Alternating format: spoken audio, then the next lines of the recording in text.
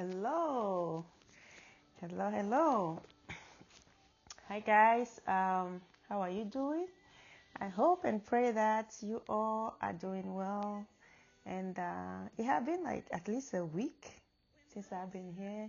So it is definitely my pleasure and a blessing to be able to come back here and continue the story I was telling a couple of days ago. Um, So for anyone that might be new or might be watching this for the first time, my name is Sosinam or Esther, whichever suits you. You're welcome. So last week, a week ago, I started a conversation and I spoke to a friend and she said that she could not tell who I was talking about. Maybe I didn't tell the story right. I don't know. Uh, but friends, I was talking about Job. Okay, I was talking about Job from the Bible, the story of Job, the book of Job. That's the story I was talking about. I was talking about Job, the character of Job, and everything that happened when it comes to the life of Job. Um, so today, like I said I'll come clean. There you have it. That's the character I was talking about. And today, I'm just going to share a little, you know. I can relate to Job in many ways. Whew. I can relate to Job so much so much, you know. Um, I'm not saying that I've been through things that are literally, what Job had been through was so much. But I also want to say that there is no everybody's trial. When someone tell you that I've gone to trials and my trials are this heavy, believe them. Okay, believe them. If you guys know, I struggle with where the camera is. Uh, uh, if someone tells you, tell you that they have gone through this and it's so heavy or it's so this, believe the experience they had. Believe them. Okay. So growing up as a young girl first, I was a little girl, a little Catholic girl, right? And visited many other churches in between. And then, eventually, I became a Seventh-day Adventist and baptized at the age of 14. Yeah, very zealous, very so much in love with God. I'm still am, yeah, still have the same dedication. It might show differently now, but still have the same dedication for the Word of God. Still love God dearly. Like I will always say, God is the best thing that ever happened to me. But I have spent my whole life being very naive. Yeah, I spent all my life being so naive. For so long, I used to think that when you do good or you do this, you do that, life will be good to you. Partially true. That's partially true. I'm not saying that you should go and behave no matter how and trust that life will be well to you or life will treat you good. No. But I used to just completely believe that being young, okay, being very young, I used to think that all it takes is to do good and to be good and follow this and that, and no bad will happen to you. There's nothing bad that will happen to you. It's naive to think that. I came to realize that it's so naive to think that because there's so much that goes into how our life turns out, the decision making and family patterns and a bunch of other things, things that have been there before even you were born, and a bunch of other things. However, I'm talking about a specific thing right here. I'm just talking about how, as a young adult growing up, I have specific principles as a Christian girl. You know, as a Christian girl, I have principles. I have norms that I could never break, and I still don't break till today. I won't tell you that they didn't come with their blessings. Yeah, I know they came with their blessings, but I'm just saying that I expected a specific outcome out of life. Yeah, I did. I expected a specific outcome out of life, and it didn't come like that, at least not yet. You know, not yet. But aside from the fact that life didn't turn out to be what I thought it would be for me, aside from that, I had to wrestle. With the enemy many times. Many times. Not to say that most part of my life. Yeah. I thank God that I'm enjoying peace, everything right now. If you have known me 15 years, 10 years ago, you can tell that you can, just by looking at me, you can tell that I'm in a different season. So you will know that yes, whatever I'm talking about is as real as it can. Many things have gone wrong in my life. Yeah, many things have gone wrong in my life. Many things I had no control over. Some I made decisions, and some of my decisions I haven't regretted till now. But I am saying all this to say that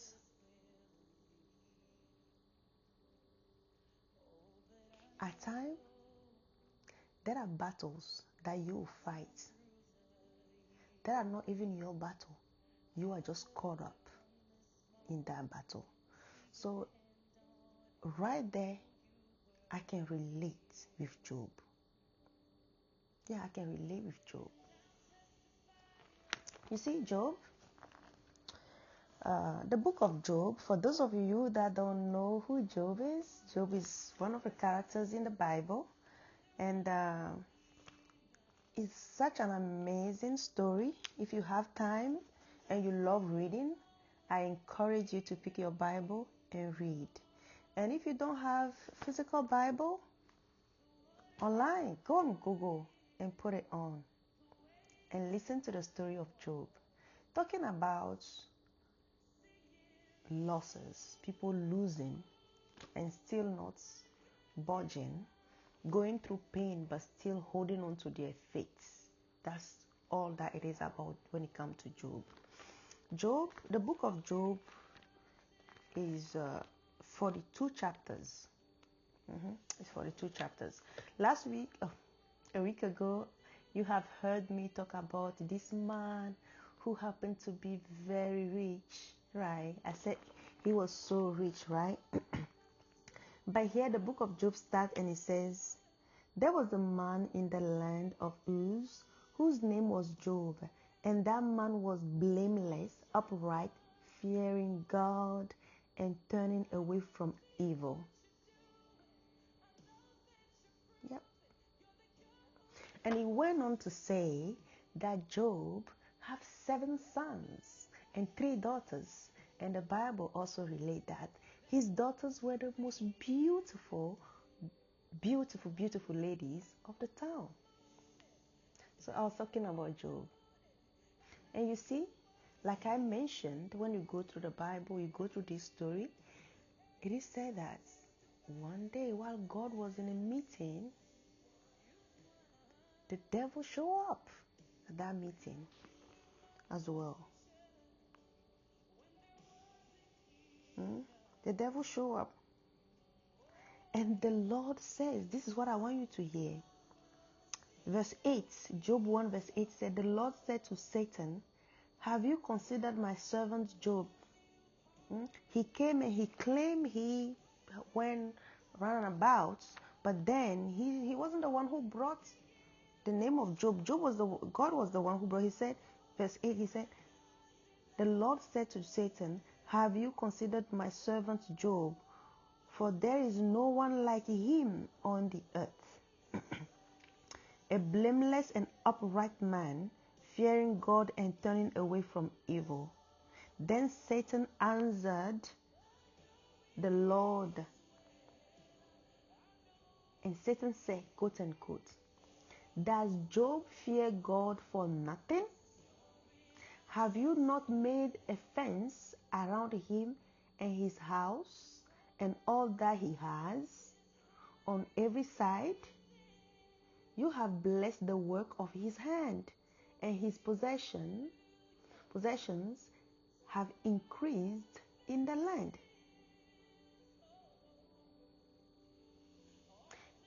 Verse 11 said, but reach out with your hand now and touch all that he has. He will certainly curse you to your face.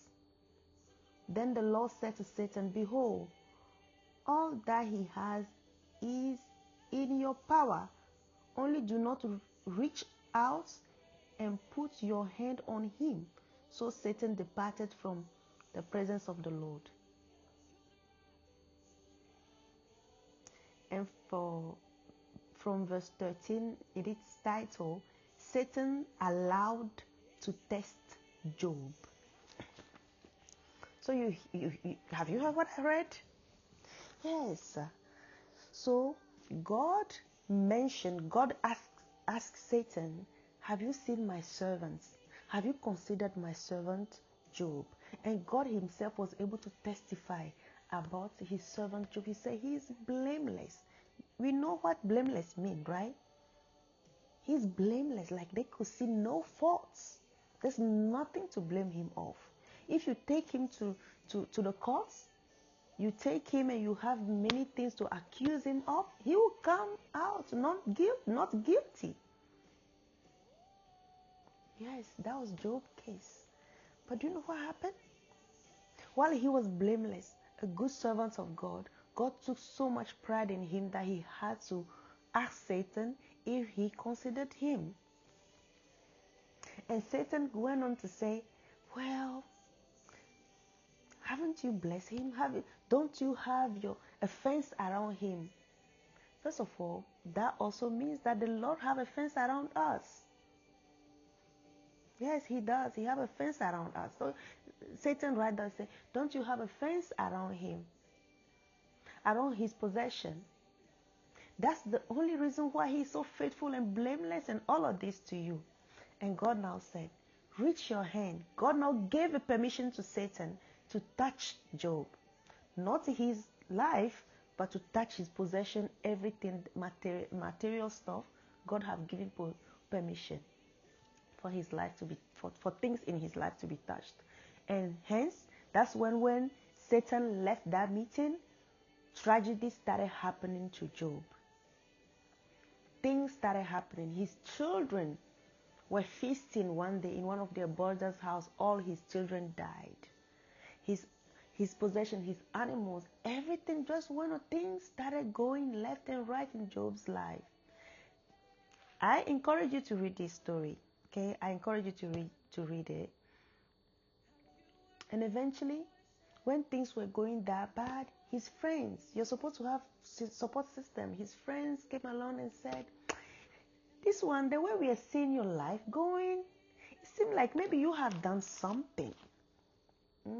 It looked like you have done something. I'm trying to adjust this video. I'm not good at these things. So. The friend were like, it seemed like you have done something and God is punishing you. Have you done something?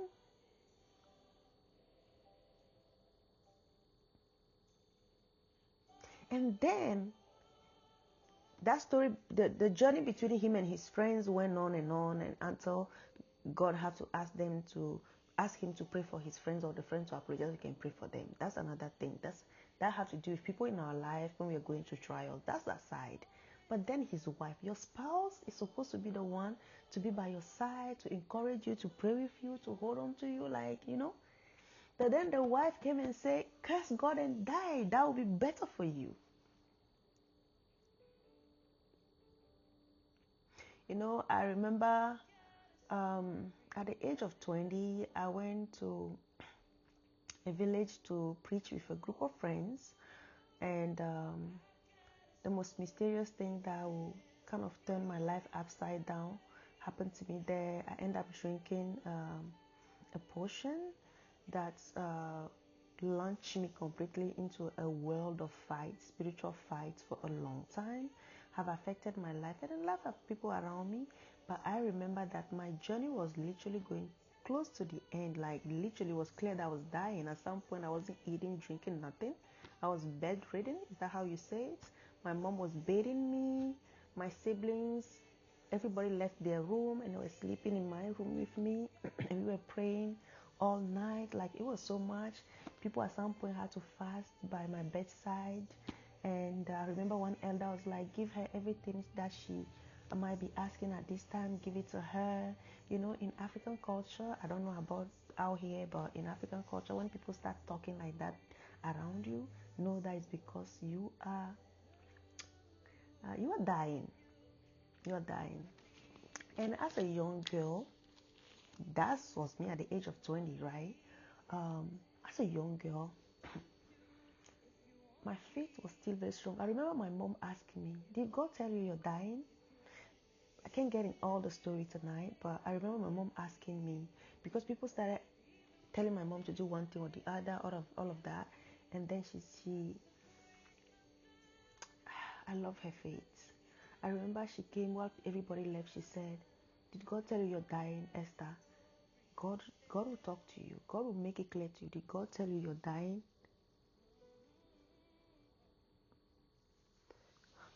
Sorry, guys. And I remember telling her, no, God did not. I was always lying down with Psalm 91 open, covering my chest. And she came, she prayed with me. She said, God haven't told you that you're going to die, that He's done this journey with you. Then don't believe anything that is being said next to you. God will raise you back on your feet. Like I said, I was bedridden. She was bathing me, feeding me, everything. That was the age of 20. And I remember some church members started whispering that maybe she have AIDS because whatever I drank eventually have destroyed my skin as well. But when I came to America, I have known losses as well. I came here as a married girl, went through divorce, and then a specific year, I lost my job for 6 months. For taking a girl to church, I lost a job. I lost my job, stay at home for 6 months. As soon as that got fixed and I bought a car, in the second week of me getting that car, there was a storm, and then the car just gone. And in a year time, I was in a strange and heavy car accident. My car was totaled right away. And the guy that called the police told them that they're sure that I wasn't alive in the car. And I came out. That was in 2022. I came out alive and walking with no scratch at all. And that's just a little of it. And many more have happened after the devil have tortured me financially, meaning taking away physical things. Eventually the devil attacked my support system. The devil have taken so much. Let me tell you one thing. I am grateful for my mom and my siblings, my elders that have known me back home, and the ones that understand the journey of the day I went and what I drank and everything that was happening. The elders got on 21 days of fast with me, at least 2 circles of that. Yes, story for another time. My mom woke up every day and prayed for me. My grandma from Ghana and my maternal grandpa joined my mom. Like, it became a family warfare.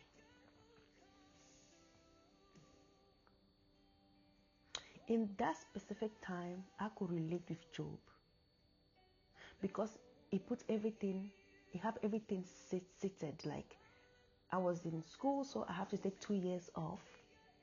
Yes. I saw my life like a stationary. It wasn't moving. But somewhere in that storm, I held on to God. My mental health for the first time was attacked at a level because I was far away from home. And I understood very clearly that the devil have tried me in many ways. He wasn't able to catch me, but this time he was all for me. And I said, I came to remain. Storm will come, storm will leave, I will remain. I had some intense conversations with God, some intense prayers with God. I've gone through it all. And I always tell people, through that specific storm, through those storms, I have seen God. I have seen God for who He really, really is. And for me, God has no form. He has no form. I could not explain who God is. He is something that I cannot explain. Can you relate with God? I, without pride today, can tell you that I felt in that moment that my faith was costing me everything. I felt like God had taken so much pride. So I pride in maybe mentioning me to the devil, because what have I done? I ask myself.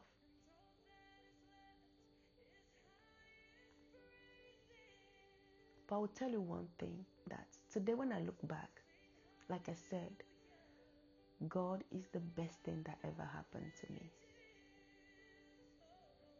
He's the best thing that ever happened to me. He's the best thing that I got in my life. I could have gone. Can you imagine me going through those things without God? And then talking about having people in your life. I would take Job friends as my family. My family had been on this journey of battle with me back home, so they understood. When that battle took a different form in America, they understood and they joined in the battle again. Until deliverance now is complete. Friends, know the color of your battle. Know the color of your battle. Eventually, I understood that the battle, I'm just caught up in between it. It's between God and the devil. When I surrendered, God took over. He took over and He fixed my mental health. It took time. It took time, but God stepped in. So I'm here today to tell somebody for whom things are not moving forward. Maybe you came to America thinking life would be great and life became stationary. Maybe you had a project, but the project is not moving forward. Maybe everything is just at a place that you don't know where it is going. I'm here to tell you that there is no better place to be than to be with God. God is the one who created you. He's the one who made you. He is the one who said in Jeremiah, I have a plan to prosper you. With God, even if there is storm, you still have peace in that storm. You will have peace in that storm. That's the best thing you can have. Peace in the storm. Having peace in the storm is the best thing that you can have. You will wear your storm as a garment and it will look beautiful on you. I don't know. I gave the example of someone being in America, but hey, everybody have the level of their trials. We have different trials and our trials look different. So I'm here to tell you that there is just one place that you can take it to for grace, for mercy. Okay? Just one place. So, I'll close by saying that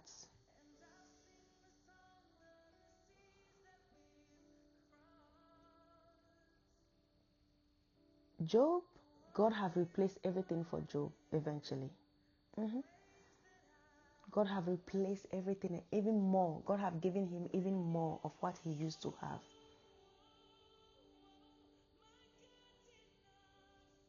So listen to me.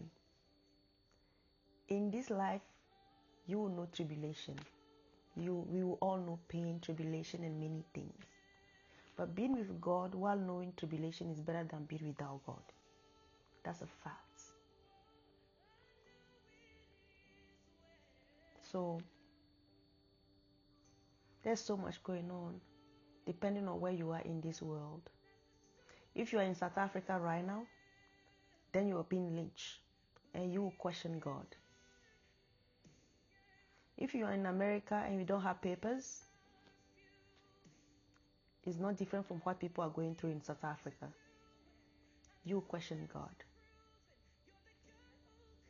It doesn't matter. You could be a young person going through things that you could not explain. Family drama, friendship drama, I don't know. Take it to God. Befriend Jesus. Befriend God. He's the best thing that could ever happen to you. And guess what?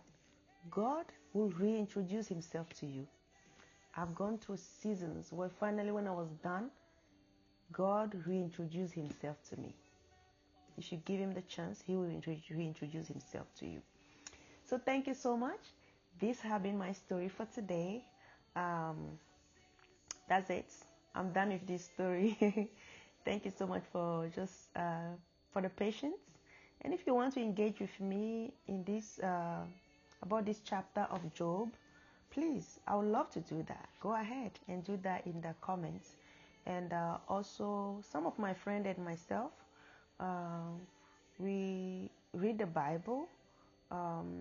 We read one chapter a week, and we do that on Saturdays online. So please let me know. Leave your comments leave your comment here, and I will be happy to add you to the group so we can all read on Saturday mornings and just chat about it. I have people. I'm in PA. I'm in Pennsylvania, but I have people in different states that do join. So you're welcome to join us. Okay. But leave your comments. I would love to interact with you. And those of you that told me that you didn't know that it is Job, there you have it. You didn't know, right? But now you know. Thank you so much. And until then, take care of yourself and be safe out there. Bye-bye.